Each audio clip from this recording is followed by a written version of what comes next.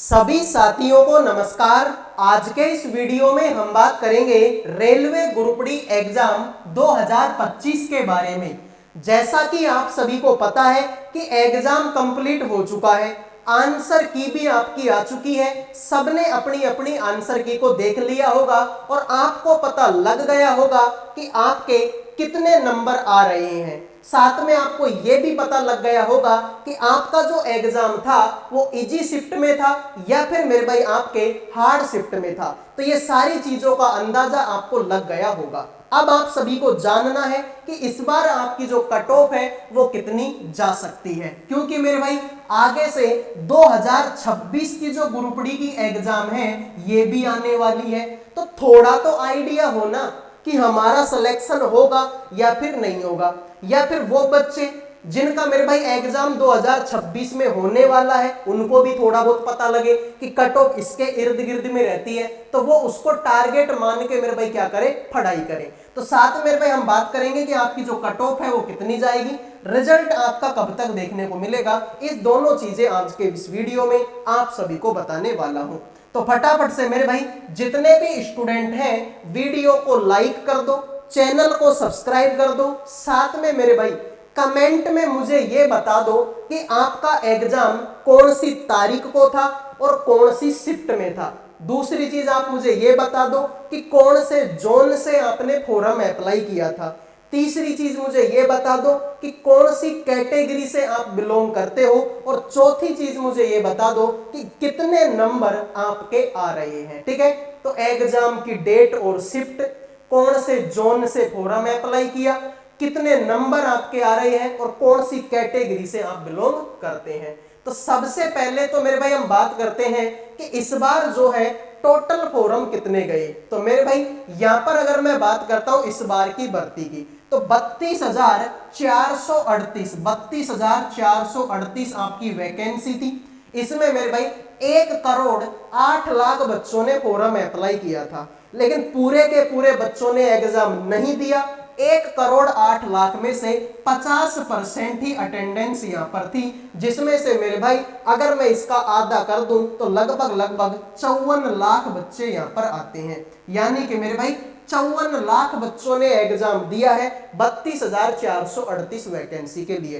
तो कंपटीशन बहुत ही खतरनाक लेवल का है, काफी सारे जो है कट ऑफ यहाँ पर जाएगी। तो यहाँ पर अगर मैं बात करूं तो ये 4 सब्जेक्ट थी। अगर मैं बात करता हूं रीजनिंग और मैथ की, तो ये आपके मॉडरेट लेवल की थी। बहुत सारे बच्चे तो ऐसे हैं जिन्होंने रीजनिंग में पूरे के 30 के 30 कर दिए, यानी रीजनिंग को अगर मैं इजी भी मान लूं तो मुझे कोई प्रॉब्लम नहीं होगी।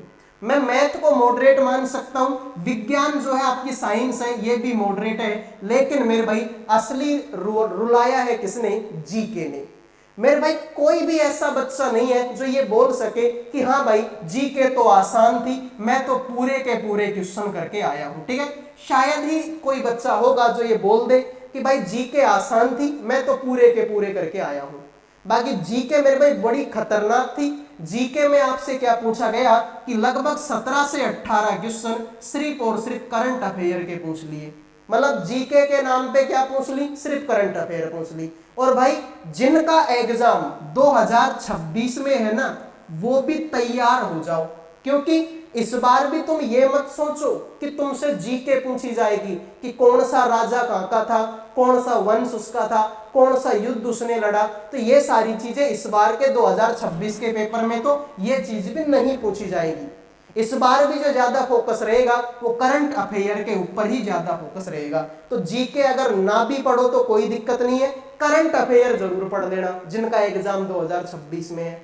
तो अगर मैं बात करता हूं मेरे भाई कट ऑफ के बारे में, तो ये लो मेरे भाई कट ऑफ की शीट तुम्हारे सामने है, और ये कट ऑफ मेरे भाई कब की है, ये कट ऑफ आपके प्रीवियस ईयर की कट ऑफ है। जो आपकी वैकेंसी थी 2019 वाली, उसकी वैकेंसी है, सॉरी उसकी ये कट ऑफ है। अब देखो, अगर मैं ये मान लूं कि 2019 का जो आपका एग्जाम हुआ था, पढ़ने वाले बच्चे ये मान लो कि उस टाइम पर भी वैसे ही थे जैसे पढ़ने वाले बच्चे अब हैं। ठीक है, उस टाइम पर भी पढ़ने वाले बच्चे वैसे ही थे जैसे पढ़ने वाले बच्चे अब हैं, क्योंकि पहले भी जो बच्चे थे ऑनलाइन ही तैयारी कर रहे थे, कोई बच्चा ऑनलाइन कर रहा था तो कोई ऑफलाइन कर रहा था। और अब भी क्या है, अब भी यही है, कोई बच्चे ऑनलाइन तैयारी कर रहे हैं तो कोई ऑफलाइन तैयारी कर रहा है। यानी ये मान के चल लो कि पढ़ाई के लेवल में कोई बदलाव नहीं आया, जैसी पढ़ाई उस टाइम पर हो रही थी वैसी पढ़ाई अब हो रही है। तो पढ़ाई के लेवल में अगर बदलाव नहीं है तब भी मेरे भाई कंपटीशन में तो बदलाव है ना। यहां पर तुम देख लो, यहां पर तुम देखो कि कंपटीशन में बदलाव कितना है। यहां पर देख लो, जहां पर अहमदाबाद की अगर मैं बात करूं तो पिछली साल एक सीट पर कितने बच्चे बैठे हुए थे, 92 बच्चे। इस बार एक सीट पर कितने बच्चे हैं, 136 बच्चे हैं। फॉर एग्जाम्पल काफी खतरनाक वाले भी हैं, जैसे कि बेंगलोर हुबली से पिछली बार एक सीट पर कितने बच्चे बैठे थे, 93 बच्चे, 93 यानी 100 से भी कम। और इस बार कितने बच्चे बैठे, 547, यानी कंपटीशन 5 गुना से भी ज्यादा बढ़ गया।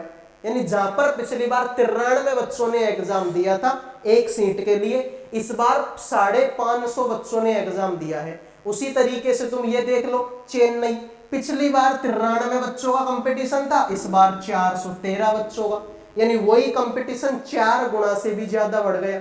इस बार देख ले, जैसे गुवाहाटी देख लो, पिछली बार 121 बच्चों ने एक सीट के लिए एग्जाम दिया था, इस बार कंपटीशन 523 बच्चों का, लगभग 5 गुना कंपटीशन यहाँ पर बढ़ा है। तो अगर पढ़ाई के लेवल में बदलाव नहीं है तब भी मेरे भाई तुम देख लो कि कितना कंपटीशन यहाँ पर बढ़ा है। पहले 97 बच्चे, अब 480 बच्चे, पहले मेरे भाई 101 बच्चे, अब 585 बच्चे। तो आप देख लो कंपटीशन किस लेवल तक बढ़ा है।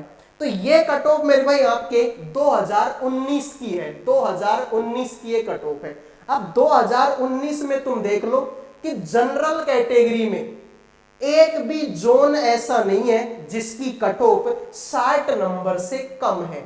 सिर्फ एक जोन है ये वाला जिसकी कट ऑफ कितनी थी, 60 से कम है। वरना जितने भी जोन तुमको दिखाई देंगे सबकी कट ऑफ मेरे भाई 60 से ज्यादा ही है। और मैं अगर ये भी बोल दूं कि 65 से ज्यादा है तो भी कोई बुराई नहीं है। देख लो, ये 65 से ज्यादा, ये भी 65 से ज्यादा, 65 से ज्यादा, 65 65, ठीक है, ये भी 65 से ज्यादा, ये भी 65 से ज्यादा, ये भी 65 से, ये भी 65 से, ये भी 65 से। यानी मोस्टली जोन वो है जिनकी कट ऑफ 2019 के पेपर में 65 से ज्यादा थी। और ये तब थी जब कंपटीशन इतना कम था एक सीट पर। अब जब कंपटीशन ही 4 गुना 5 गुना बढ़ गया तो तुम सोच लो कि ये कट ऑफ कहां पे जाके बैठेगी। तो मेरे भाई ये जितनी कट ऑफ मैंने तुम्हारे सामने लिखी हुई है तो तुम इसको इस तरीके से देख लो, तुम इसको इस तरीके से देख लो कि देख लो भाई, ठीक है, इसको इस तरीके से देख लो।